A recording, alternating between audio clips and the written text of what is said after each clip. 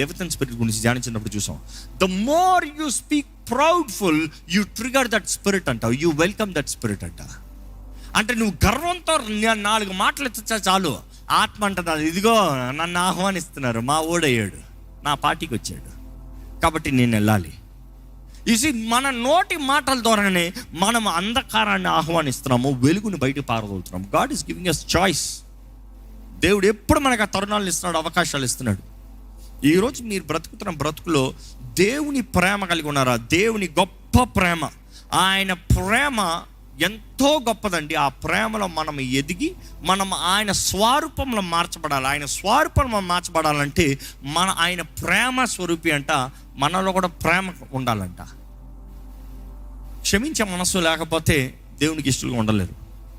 క్షమించే మనసు లేకపోతే సమాధాన జీవితం ఉండదు.